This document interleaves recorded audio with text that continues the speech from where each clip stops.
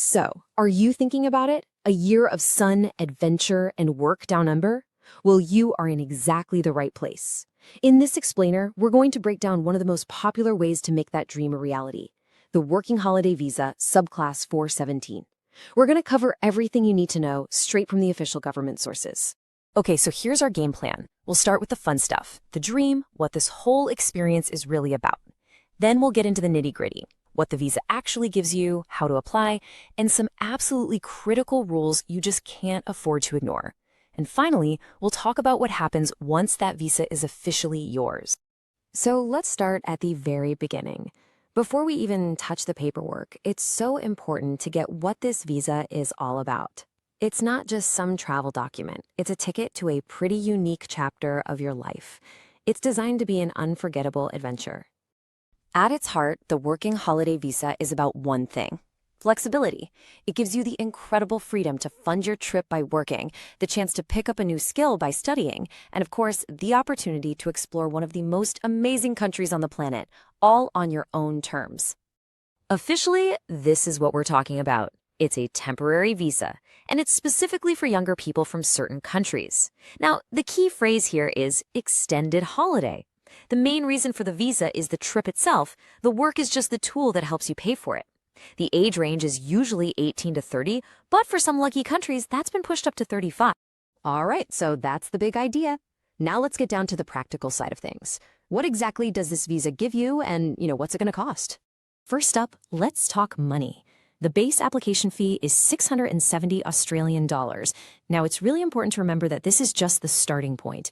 Depending on where you're from and your personal situation, you might also have to pay for things like health checks or police certificates. So it's always smart to budget for a little bit extra, just in case. And this is where it gets really good. The flexibility is just incredible. You can do pretty much any kind of work you want. You can take a course and study for up to 4 months. You can fly home for a visit and come back, travel in and out of Australia as much as you like. And here's the big one. It even gives you a pathway to a second year if you do 3 months of specific types of work. Okay, this is a super important concept to get your head around. I call it the visa clock. Your visa doesn't start ticking the day it's granted. From that date, you have a whole year to actually enter Australia for the first time. The second your plane lands and you step on Australian soil, that's when your 12-month clock officially starts. And it expires exactly 1 year from that first entry date, no matter how many times you leave and come back. Feeling ready to make the leap? Awesome. Let's break down the application process. It's actually a really clear step-by-step path, as long as you know what to do. The entire application is done online, which makes it pretty easy to access. But it's not just about filling out a form. There are a few key stages, and each one has its own rules that you absolutely have to get right. And here's a perfect look at that flow. First, you double, even triple check that you meet the basic rules for age and what passport you hold. Then, you get all your documents in order.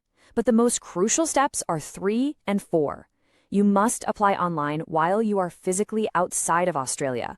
And you also have to be outside Australia when they make the final decision.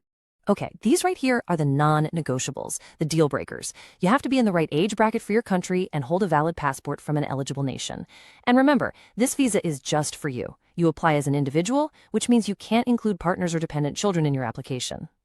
All right, I need you to really lean in and pay close attention to this next section.